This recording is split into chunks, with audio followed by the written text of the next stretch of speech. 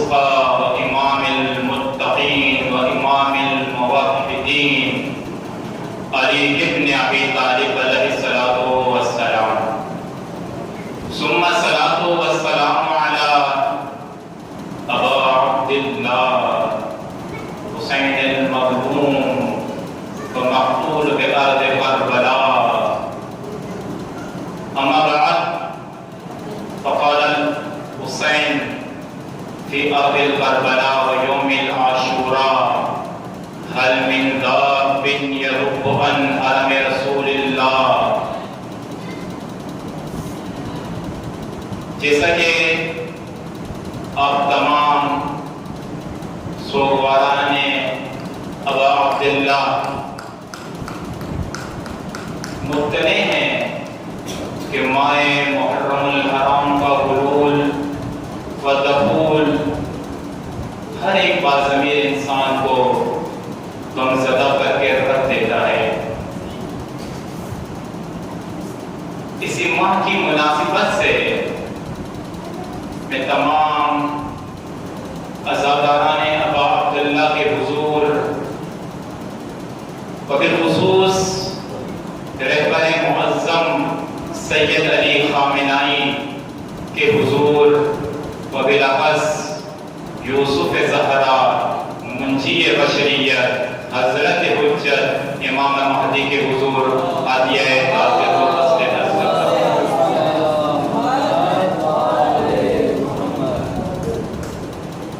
یہ ماہ محرم الحرام جہاں اپنے اندر تلخیاں و غم رکھتا ہے، اسی کے ساتھ ساتھ یہ کربلا، یہ ماہ محرم الحرام ایک پیغام بھی رکھتی ہے. یہ ماہ محرم الحرام دراصل معرفت امام و معرفت ائمہ و معرفت امامت کے بارے میں ہے. جن اشخاص و جن صاحبان علم و فہم نے، جن صاحبان ذی وقار نے ماہ محرم الحرام کی معرفت حاصل کر لی ہے، خدا کی قسم اگر ان کے اقوال کو جا کے دیکھ لیں، وہ خود کہتے ہیں ارے جو کچھ ہم نے پایا وہ در حسین نے پایا. یہ ہے ماہ محرم الحرام کی معرفت. یہ ماہ اپنے اندر رموز و اسرار کو رکھتا ہے.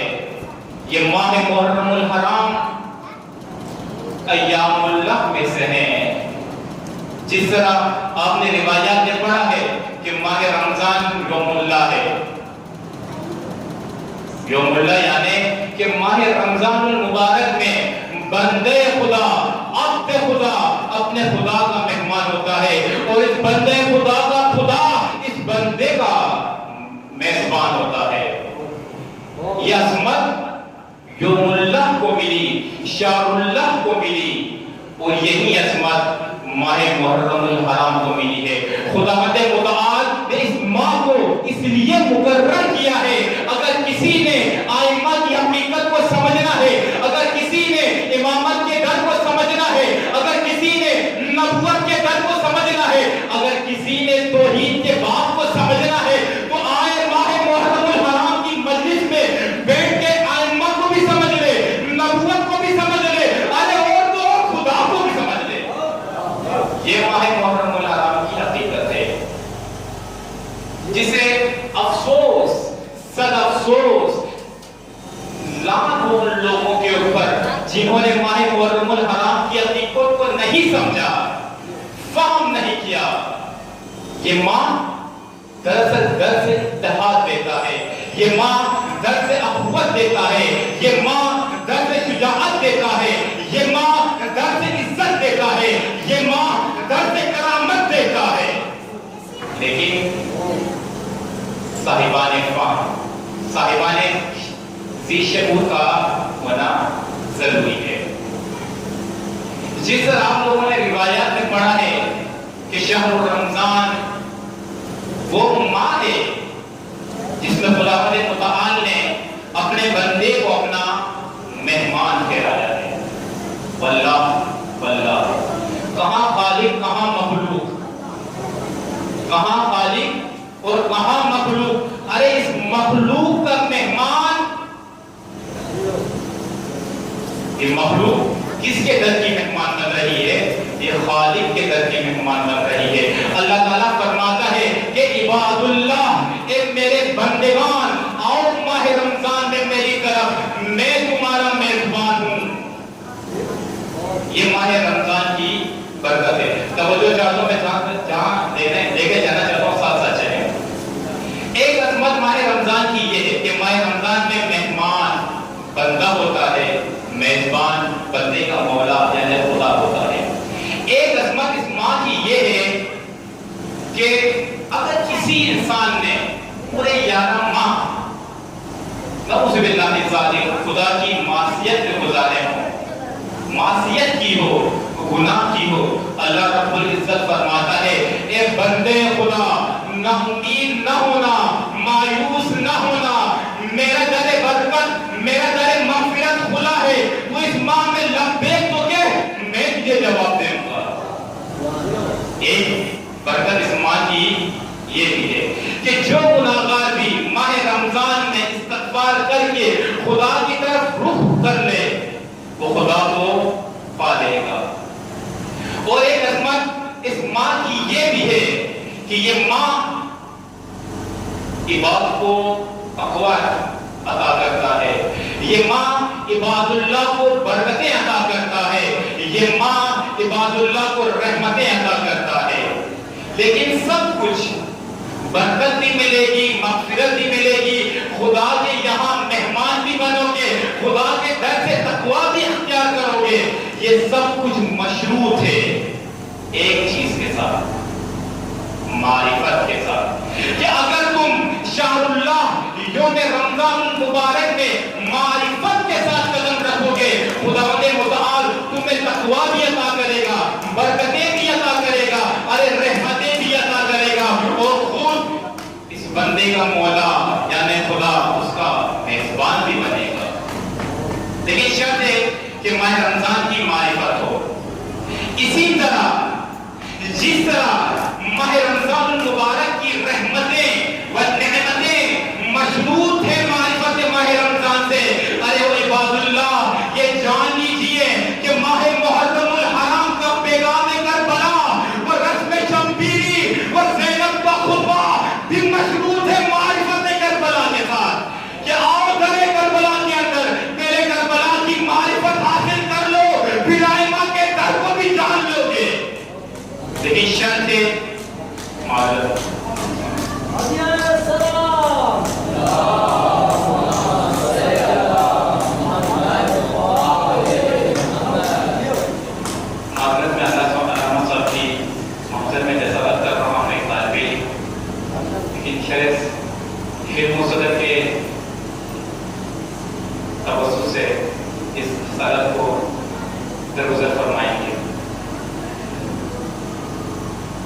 جس نے کہا کہ ماہ رمضان المبارک کی برکتیں مشروط تھی ماہ رمضان المبارک کی معرفت کے ساتھ، اسی طرح پیغام کربلا، پیغام حسینی، رسم حسینی، زینب کا خطبہ کی معرفت بھی مشروط ہے معرفت کربلا و معرفت ماہ محرم الحرام سے۔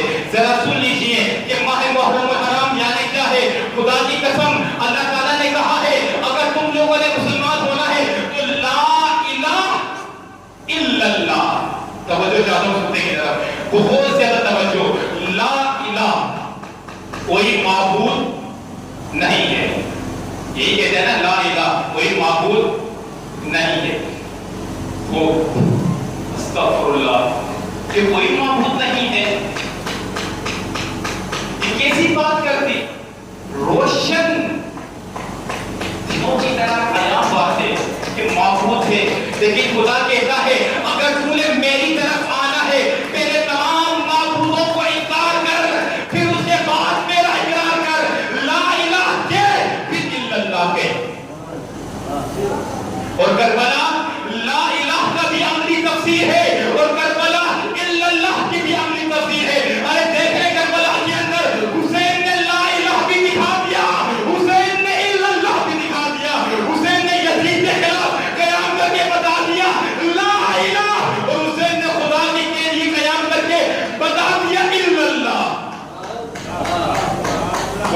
یہ تفسیر حسین کی اپنی رائے نہیں تھی، بلکہ آیت کرسی کی وہ آیت فَمَن يَكْفُرْ بِالطَّاغُوتِ وَيُؤْمِن بِاللَّهِ فَقَدِ اسْتَمْسَكَ بِالْعُرْوَةِ الْوُثْقَىٰ لَا انفِصَامَ لَهَا وَاللَّهُ سَمِيعٌ عَلِيمٌ۔ میرا رب کتاب میں فرماتا ہے کہ فَمَن يَكْفُرْ بِالطَّاغُوتِ، کہ سب سے پہلے طاغوت کا انکار کرو۔ طاغوت یعنی کیا؟ طاغوت ہر وہ چیز جو حد خدا سے باہر قائم ہو، ہر وہ چیز جو مشیت خدا کے برخلاف قائم ہو، اسے طاغوت کہتے ہیں۔ میرا رب آپ کو فرماتا ہے وَمَن يَكْفُرْ بِالطَّاغُوتِ، پہلے طاغوت کا انکار کرو، وَيُؤْمِن بِاللَّهِ، پھر خدا کے اوپر ایمان لے کر آؤ۔ فقط مسلمانوں کو کلمہ لا الہ الا اللہ نہیں ہے، ارے آیت کرسی کی جو سب مسلمان پڑھتے ہیں کہ فَمَن يَكْفُرْ بِالطَّاغُوتِ وَيُؤْمِن بِاللَّهِ فَقَدِ اسْتَمْسَكَ بِالْعُرْوَةِ الْوُثْقَىٰ لَا انفِصَامَ لَهَا۔ تو اب توجہ چاہتا ہوں یہاں پر ذرا سی ایک ادبی نکتہ بھی ہے اور ایک عمیق نکتہ بھی ہے۔ خوب آپ جیسے جانتے ہیں، آپ صاحبان اولاد ہیں، بعض اکثر تو بری اولاد ہیں۔ خوب آپ نے، میں مثال کے ذریعے سمجھاتا ہوں بات کو، خوب آپ نے اپنے بچوں کو اگر پیپروں میں پاس کروانا ہے، اسکول کے اندر، کالج کے اندر، انسٹیٹیوٹ کے اندر، کیفے کے اندر، تو کہتے ہیں بیٹا اگر فرسٹ آیا تو میں تجھے سائیکل دلاؤں یا موبائل دلاؤں، کیونکہ آج کے موبائل کا راج ہے، اور کسی کے ہاتھ میں ہاتھ سے بڑا موبائل ہوتا ہے۔ تو کہتا ہے بیٹے کو میں اگر آپ فرسٹ آئے یا سیکنڈ آئے میں آپ کو موبائل دوں گا۔ دیکھیں یہاں پہ دو جملے ہیں، اگر آپ فرسٹ آئے تو میں موبائل دوں گا۔ توجہ، بہت توجہ، خوب بلادہ توجہ۔ یہ موبائل کا دینا کس پہ مشروط ہے، کس پہ متوقف ہے؟ کہ بیٹا پاس ہو جائے۔ توجہ چاہتا ہوں یہاں پر کہ اگر وہ پاس ہو جائے تو موبائل ملے گا نا، موبائل ملے گا۔ پھر اگر پاس نہیں ہوا تو موبائل بھی نہیں ملے گا۔ کہ موبائل کا ملنا متوقف ہے کس کے اوپر؟ بیٹے کے پاس ہونے پر۔ اللہ رب العزت فرماتا ہے کہ فَمَن يَكْفُرْ بِالطَّاغُوتِ وَيُؤْمِن بِاللَّهِ فَقَدِ اسْتَمْسَكَ بِالْعُرْوَةِ الْوُثْقَىٰ، کہ سب سے پہلے اگر تم نے میری ولایت پانی ہے، اگر تم نے ولایت علی بن ابی طالب پانی ہے، اگر تم نے ولایت حسن و حسین پانی ہے، تو سب سے پہلا کام یہ کرو کہ فَمَن يَكْفُرْ بِالطَّاغُوتِ وَيُؤْمِن بِاللَّهِ، سب سے پہلے غیر خدا کا انکار کرو اور خدا پر ایمان لے کر آؤ، تو پھر خدا تمہیں کیا کرے گا؟ عروۃ الوثقیٰ عطا کرے گا۔ اب سن لیجیے کہ عروۃ الوثقیٰ کیا ہے۔ ایک حدیث لمبی ہے، اس سے باہر عنوان بھی میں نے نقل کیا ہے، وہ جشن مولود بابا کے اندر استاد محترم سے یہ جواب ہوئی، حافظ اللہ تعالیٰ نے بھی بیان فرمایا ہے۔ میں اس کا فقط آخری حصہ بیان کرتا ہوں۔ ایک شخص آگے فرماتے ہیں کہ یا رسول خدا ذرا یہ بتائیں کہ عروۃ الوثقیٰ کون ہے؟ میرے رسول خدا فرماتا ہے، توجہ کرنا، عروۃ الوثقیٰ کون ہے؟ میرا رسول فرماتا ہے کہ عروۃ الوثقیٰ امیر المؤمنین ہے۔ وہ کہتے ہیں یہ کون ہے؟ میرا رسول فرماتے ہیں کہ امیر المؤمنین یعنی علی بن ابی طالب، یعنی خدا نے قرآن کے اندر مشروط کر دیا ہے کہ اگر تم غیر خدا کا انکار کرو اور خدا پر ایمان لے کر آؤ تو ولایت علی بن ابی طالب تمہیں دی جائے گی۔ اگر تم نے غیر خدا کا انکار نہیں کیا، طاغوت کے ساتھ سمجھوتا کر لیا، یزید کے ساتھ مل گئے، تو جان لیجیے ولایت علی بن ابی طالب نہیں ملے گی۔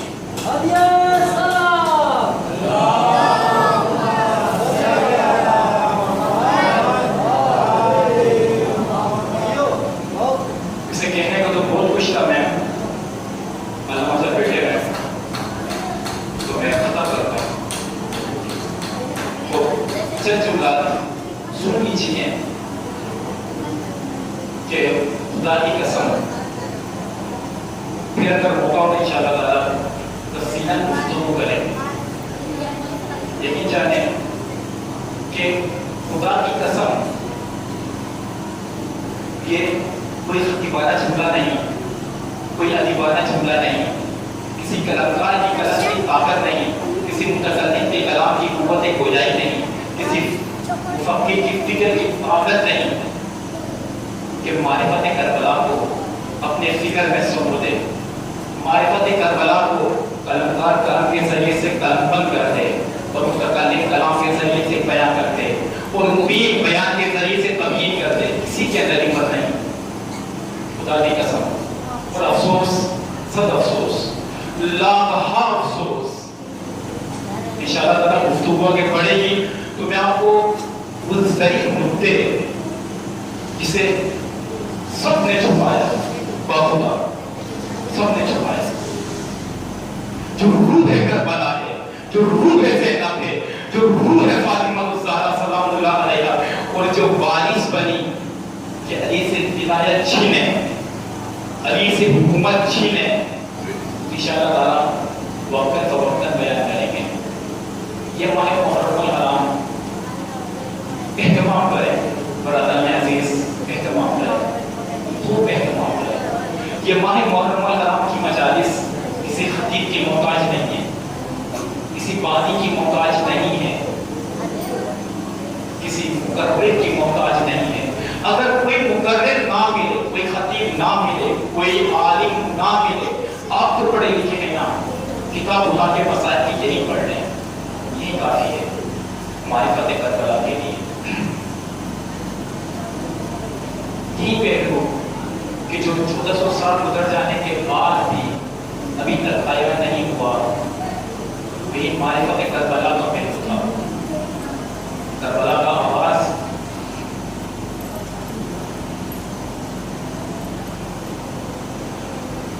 کربلا کا آواز ماہ محرم الحرام سے نہیں ہوا، لیکن جانے نہیں ہوا۔ کربلا کا آواز مدینے سے ہو چکا تھا،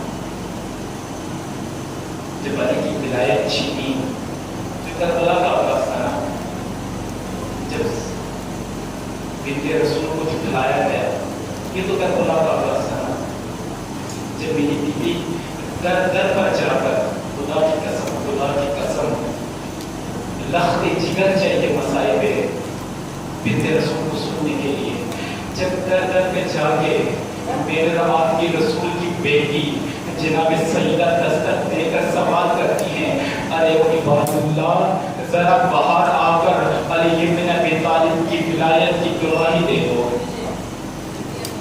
کہاں سیدہ معصومہ طاہرہ، اور کہاں یہ لوگ جن کے جا کر جناب سیدہ شہادتیں مانگ رہی ہیں۔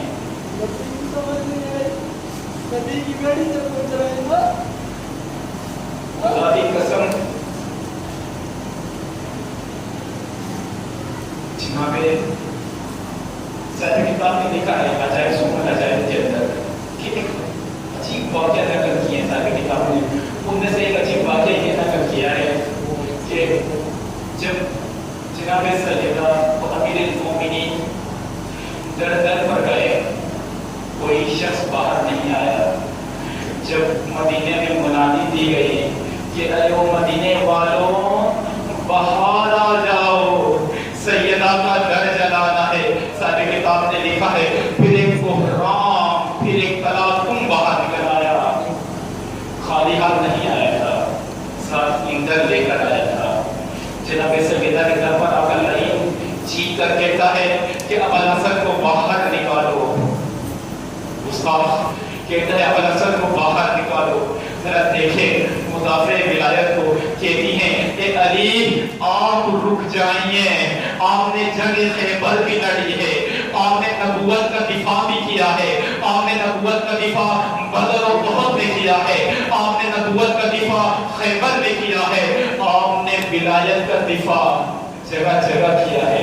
اب امامت کی دفاع کی باری آئی ہے تو امام نہیں بلکہ امام کی شیعہ جناب سیدہ فاطمہ الزہرا جائیں گی، اور علی آپ بیٹھ کے دیکھ لیں کہ یہ شیعہ کس طرح جنگ کرتی ہے۔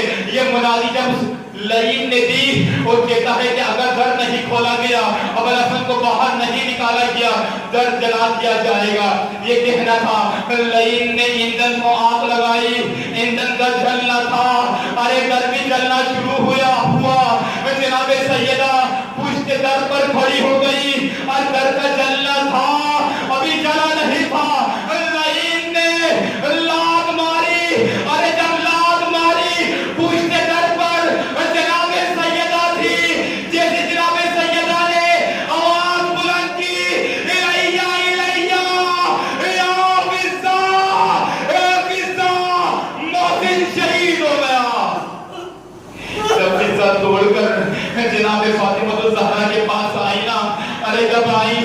जनाब सैयदा कहती हैं फिजा जरा करीब आ।